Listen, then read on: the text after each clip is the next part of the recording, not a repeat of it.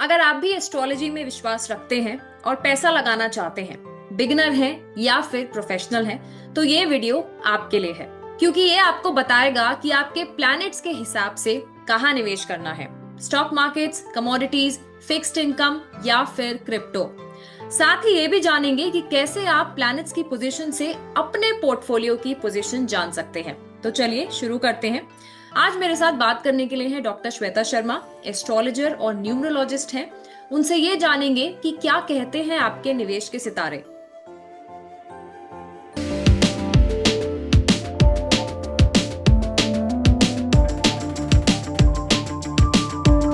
Hi Shweta, welcome to the show. Thank you so very much, Charu, for inviting me. Shweta, पहला सवाल आपसे ये होगा, फाइनेंशियल एस्ट्रोलॉजी का क्या महत्व है और ये कैसे काम करती है आपको फाइनेंशियल डिसीजन लेने में। फाइनेंशियल एस्ट्रोलॉजी में हम क्या देखते हैं कि जो प्लैनेट्स हैं वो हमारे चार्ट में, जो इन्वेस्टर है उसके चार्ट में कैसे प्लेस्ड है, जुपिटर, सैटर्न, राहु ये कैसे प्लेस्ड है, ट्रांजिट क्या चल रहा है, और स्पेशली उसका फिफ्थ हाउस जो है वो हमें दिखाता है कि whether it would be beneficial for this person to invest in securities, stock market or not, and what is the right time to invest in particular security. तो जुपिटर है, राहु है, चंद्रमा की आपके चार्ट में क्या सिचुएशन है, वो बहुत इम्पैक्ट करती है गाइड करने में कि आप इन्वेस्ट किस तरह की चीजों में करें, लॉन्ग टर्म में करें या शॉर्ट टर्म में करें। So that is a like mindful and guided decision making in terms of investment. Hmm. मतलब कि इन्वेस्ट करते समय अपना एस्ट्रोलॉजी को भी ध्यान में रखना चाहिए और गाइडेंस लेनी चाहिए एस्ट्रोलॉजर की। अच्छा, ये बताइए कि मार्केट का तो, क्योंकि जो स्टॉक मार्केट में इन्वेस्ट करना चाहता है वो तो उसका टाइमिंग अलग होता है। बट अकॉर्डिंग टू एस्ट्रोलॉजी, क्या क्या चीजें वो डिटरमाइन करती हैं, कैसे वो बेस्ट टाइम हम जाने कि हम शेयर्स में इन्वेस्ट कर रहे हैं या फिर गोल्ड में इन्वेस्ट कर रहे हैं या फिर दूसरे फाइनेंशियल प्रोडक्ट्स में अगर हमें पैसा लगाना है।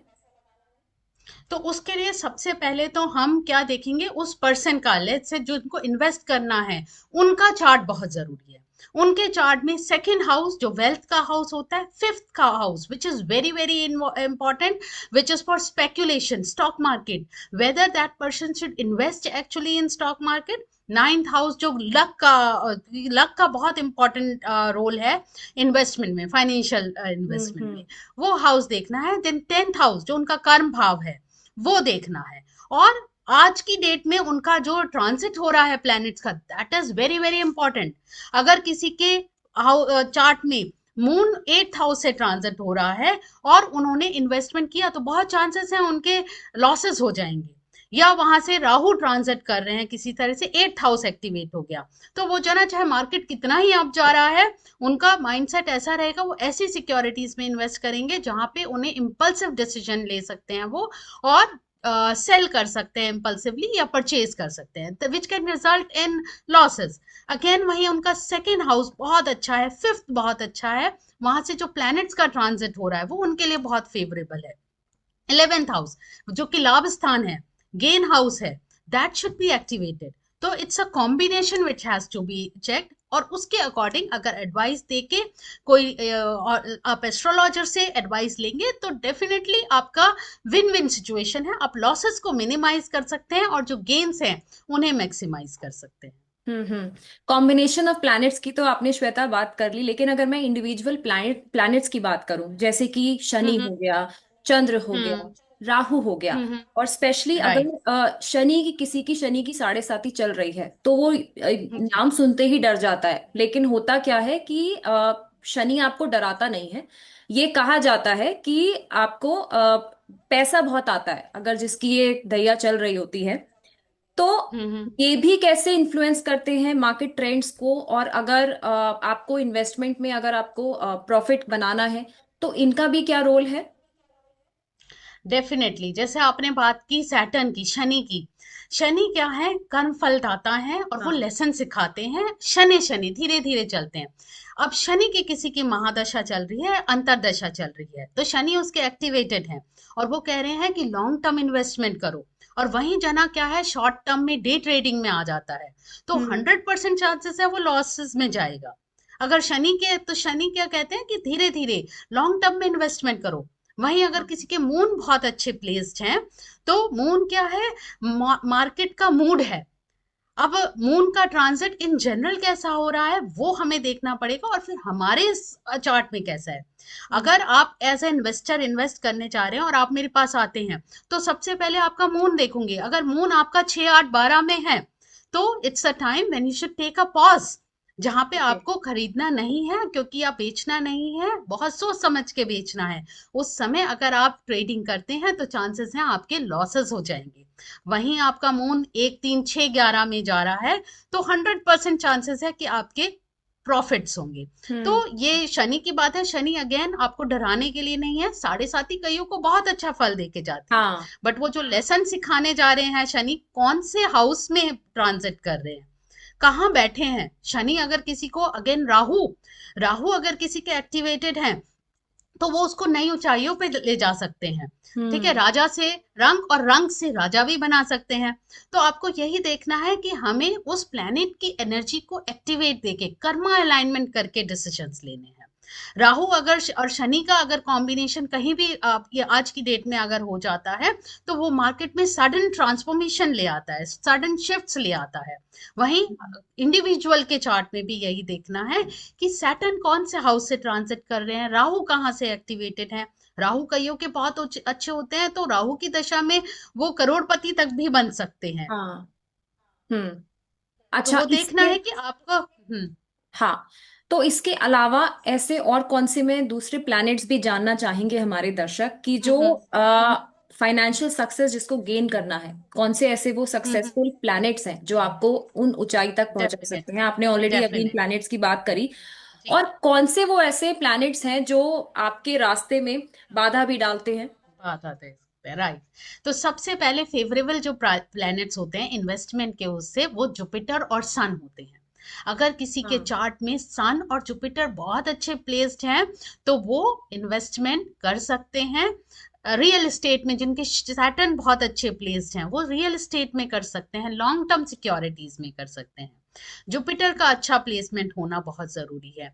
वहीं अगर मान लीजिए राहु मून की किसी की दशा चल रही है, तो बिल्कुल भी बहुत ही ज्यादा कॉशियस रहने की जरूरत है उस समय। तो अच्छा। ऑफ कोर्स सारे ही प्लैनेट्स इंपॉर्टेंट है, बट जो मेन रोल आता है, जो बेनिफिक्स हैं हमारे, वो जुपिटर और सन हो जाते हैं। उनकी प्लेसमेंट आपके चार्ट में कैसी है। और जो मेलिफिक्स हैं, मेलिफिक्स भी अगर आपके चार्ट में अच्छे प्लेस्ड हैं, जैसे राहु की, राहु से सब डर जाते हैं, शनि से सब डर जाते हैं, लेकिन अगर किसी के चार्ट में राहु बहुत अच्छे प्लेस्ड हैं, 10th हाउस में प्लेस्ड हैं, या आप हम्म। कहीं 5th हाउस में प्लेस्ड हैं, तो वो ये देखना पड़ेगा, अगर उनके ऊपर कोई मेलिफिक एस्पेक्ट नहीं है, वो पर्सन इन्वेस्टमेंट्स के, सिक्योरिटीज में, फाइनेंशियल इन्वेस्टमेंट से बहुत प्रॉफिट कमा सकता है। तो वो हम्म। कॉम्बिनेशन सारा देखना होगा। हम, बट अगर अगेन आपका जो क्वेश्चन था कौन से प्लैनेट्स फेवर करते हैं, तो वो जुपिटर और सन फेवर करते हैं। और जिनकी दशा में, अंतरदशा में सावधानी बरतने की जरूरत है, वो राहु शनि चंद्रमा, राहु चंद्रमा की दशा, केतु की दशा, वो जो है वो कॉशियस रहने वाले, बहुत हम्म। ध्यान से डिसीजन लेने वाले प्लैनेट्स की दशा हो जाती है। कुछ प्लैनेट्स के नाम से ही डर जाते हैं लोग, डर लेकिन जाते असली हैं। फल नहीं पता कि उनको क्या फल भी देते हैं क्या ये सी, प्लैनेट्स एग्जैक्टली, भी। चलिए, एग्जैक्टली। ये तो प्लैनेट्स की बात हो गई, लेकिन आई एम श्योर हमारे दर्शक अब जॉडिएक साइन पर भी जानना चाहते होंगे जी कि जी। जॉडिएक साइन के हिसाब से अगर कोई बिगनर है, ऑलरेडी प्रोफेशनल है, स्टॉक मार्केट राइट। में इन्वेस्ट करना चाहता है, तो कौन से वो ऐसे जॉडिएक साइंस हैं जिनके लिए पॉजिटिव है इक्विटी में निवेश करना, और साथ ही साथ जी। कमोडिटी पर भी आपकी राय।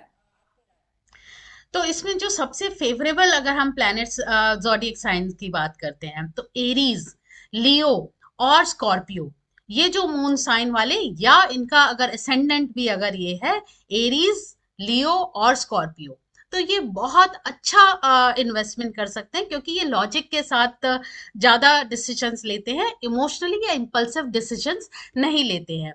वहीं अगर हम कैंसेरियन साइन की बात करते हैं, वो जो कि हम्म। मून से रूल्ड हैं, तो वो हाँ। इमोशनल या इम्पल्सिव डिसीजंस ले लेते हैं, जहां पे चांसेस होते हैं कि लॉसेस हो सकते हैं, तो उनको बहुत कॉशियस लेके डिसीजंस लेने होंगे। हम्म। वहीं अगर हम बात करते हैं पाइसन साइन की, उनमें ओवर ट्रस्ट होता है, वो लोगों को बहुत ज्यादा ट्रस्ट कर लेते हैं। अच्छा। तो ओवर ट्रस्ट, मान लीजिए किसी ने कह दिया कि हाँ कर लो इसमें इन्वेस्ट, एंड दे बिलीव कि ये जना मेरा अच्छा ही चाह रहा होगा, तो वहां पे भी उन लोगों को बहुत कॉशियस रहने की जरूरत है। हम्म। कैप्रिकॉन्स हैं, तो अगेन उनको भी हमारा जो है यही सजेशन होगा that they should take caution in investing, and they should take consultation with someone to, like, before investing in securities.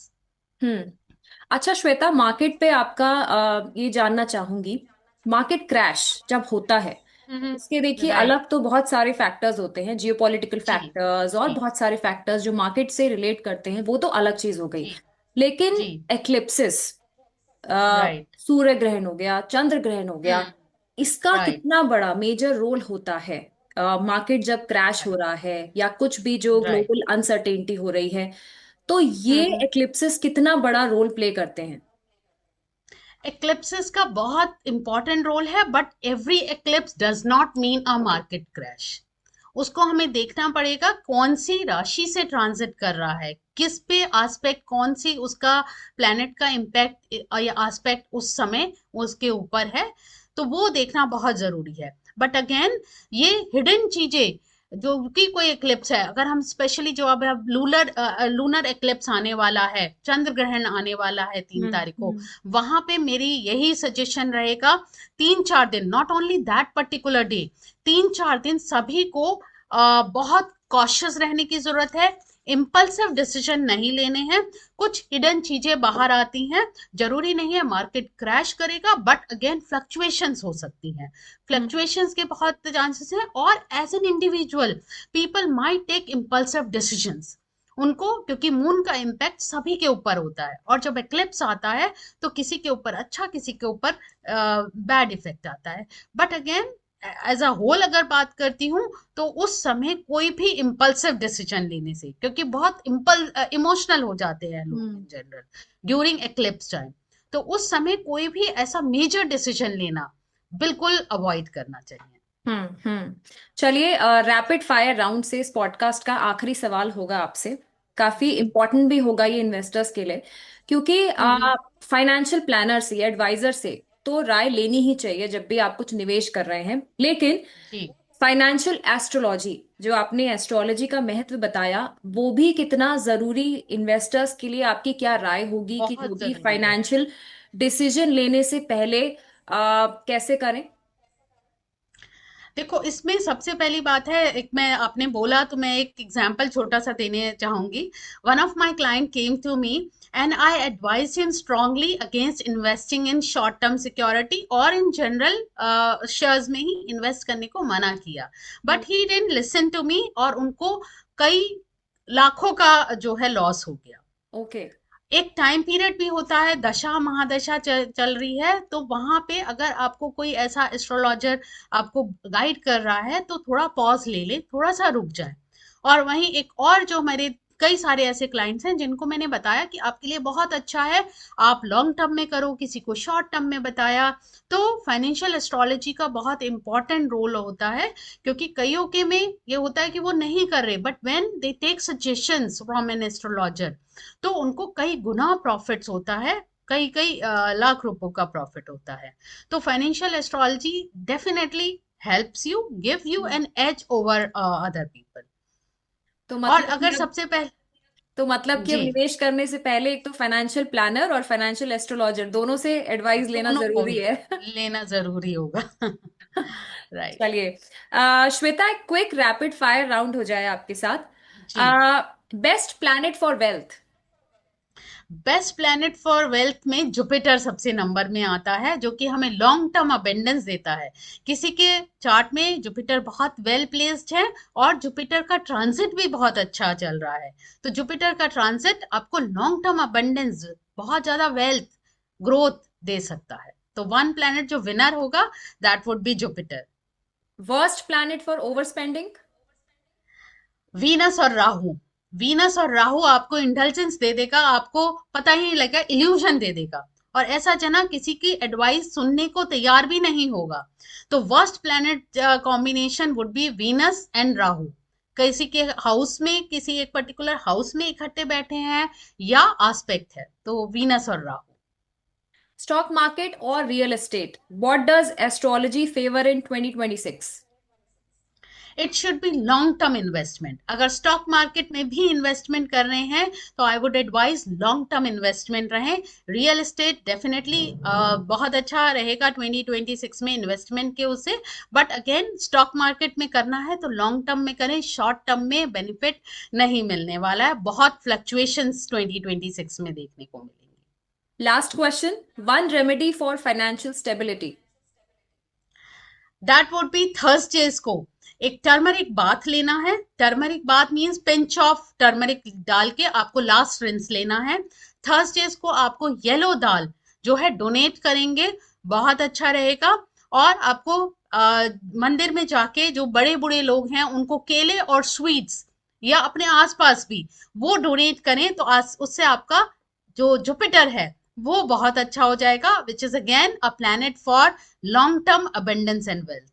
तो बहुत आपके लिए बेनिफिशियल रहेगा। चलिए, thank you so much Shweta पूरी बातचीत के लिए, और बहुत मजा आया आपसे बातचीत करके। और आई एम श्योर कि दर्शकों को भी ये कुछ नया जानने को मिला कि किसी भी निवेश से पहले फाइनेंशियल प्लानर की तो आपको एडवाइस लेनी ही है, साथ ही साथ आपको फाइनेंशियल एस्ट्रोलॉजर की भी को भी कंसल्ट करना बहुत जरूरी है, अगर आप अपने पोर्टफोलियो को ऊंचाइयों तक पहुंचाना चाहते हैं। श्वेता, बहुत बहुत शुक्रिया आपका अपने समय देने के लिए और मेरे चैनल के साथ जुड़ने के लिए। Thank you so very much, it was a pleasure meeting you, seeing you. See you again, and all the very best to all the investors. But advice यही रहेगी, don't take impulsive decisions, guidance लें और एक logical decision लेके investment करें। Impulsive decision से during this time, जब Jupiter अतिचारी कई साल तक रहने वाले हैं, बहुत संभल के रहने की जरूरत है। चलिए, thank thank you you so so very much, much. Thank you so much. मिलते हैं आपसे नेक्स्ट एपिसोड में।